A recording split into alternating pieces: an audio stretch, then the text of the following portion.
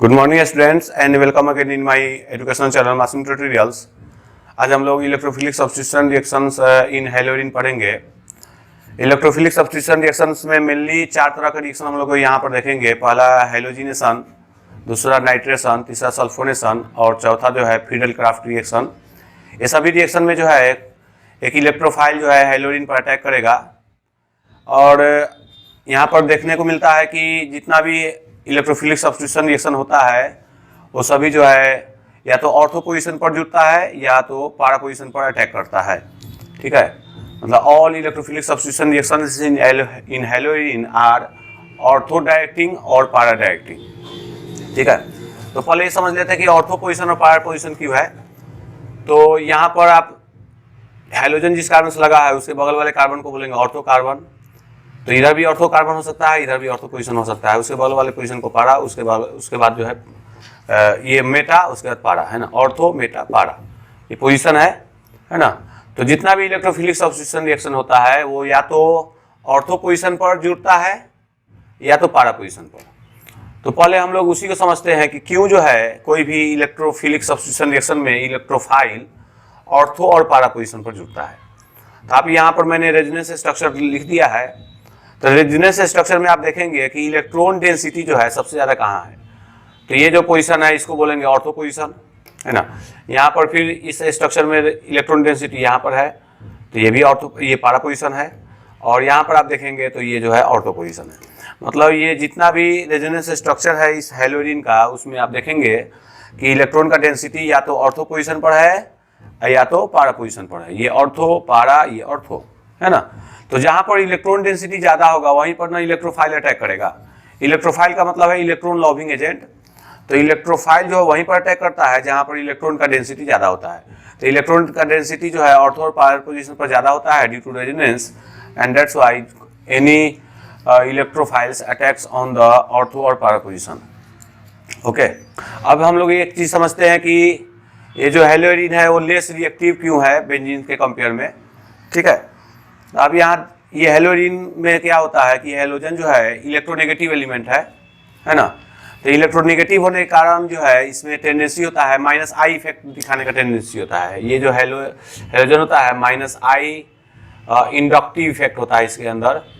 Minus आई inductive effect means इसमें जो है ये इलेक्ट्रॉन को टानने का इसमें कैपेसिटी होता है। चूंकि ये जो है हाईली इलेक्ट्रोनेगेटिव एलिमेंट है as compare to this carbon, so it tends to attract the electron of carbon, है ना।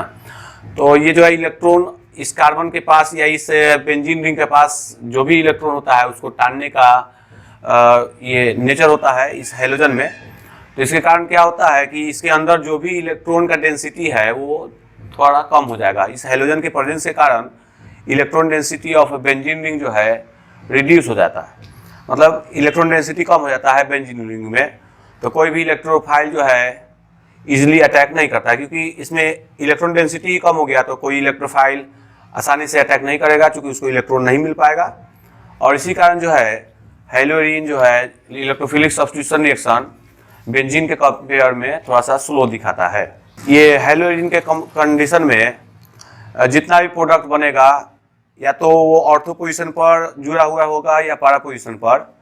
तो 2 तरह का प्रोडक्ट बनता है, एक ऑर्थो पोजीशन पर जुड़ा हुआ है, एक पारा पोजीशन पर। लेकिन उसमें जो है ज़्यादा मेजर अमाउंट में जो पारा पोजीशन पर जुड़ा हुआ कंपाउंड होता है वही होता है। तो यहाँ पर मैंने हैलोरीन का कुछ इलेक्ट्रोफिलिक सब्स्टिट्यूशन रिएक्शन को मैंने यहाँ पर दिखाया है। ये जो पहला रिएक्शन है इसी को बोला जाता है हैलोजिनेशन। यहाँ पर क्लोरीन जो है हैलोजन है ना। हैलोजन के रूप में हम लोग क्लोरीन, ब्रोमीन और आयोडीन इसमें से किसी का भी यूज कर सकते हैं। तो यहाँ पर क्लोरीन ये जो है हैलोजन है।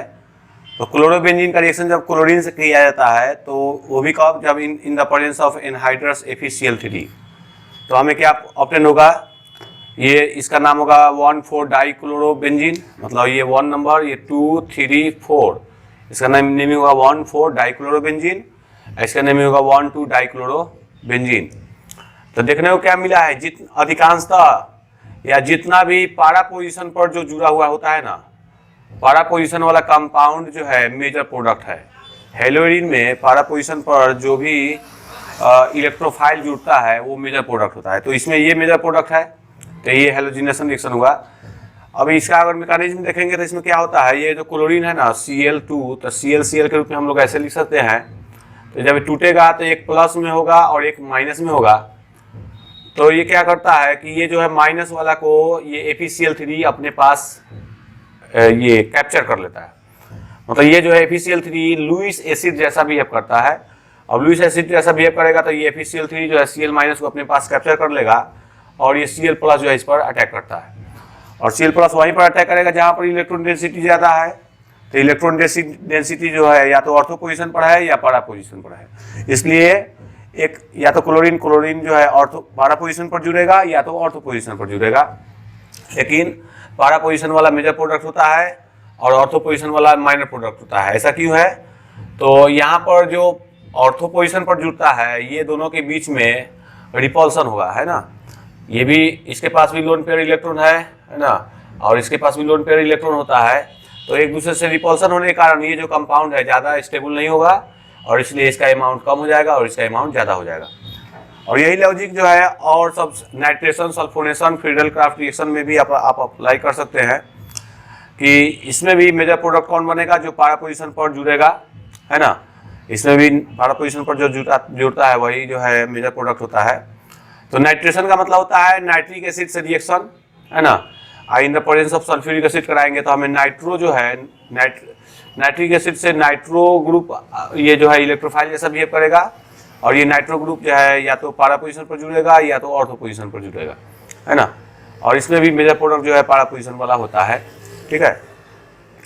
यहाँ पर सल्फोनिक एसिड, सल्फोनेशन का मतलब क्यों है, सल्फ्यूरिक एसिड जो है रिएक्शन करेगा तो इसमें सल्फोनिक एसिड जो है इलेक्ट्रोफाइल जैसा बिहेव कर ये पैरा पोजीशन और ऑर्थो पोजीशन पर जुड़ेगा, है ना। इसका आप नेमिंग कर सकते हैं। तो नंबरिंग होगा इधर से 1 2 3 4 4 नाइट्रो 1 क्लोरो 4 नाइट्रो बेंजीन। चूंकि क्लोरो जो है C से स्टार्ट है, नाइट्रो जो है N से स्टार्ट है, इसलिए पहले क्लोरीन का नेमिंग करेंगे। तो 1 chloro 4 nitro benzene major product है। इसका नाम नेमिंग क्या होगा, तो यहाँ पर जो है ना बेंजीन सल्फोनिक एसिड है या तो सल्फोनिक एसिड जो है पावरफुल ये फंक्शनल ग्रुप है, इसलिए नंबरिंग इधर से होगा 1 2 3 4।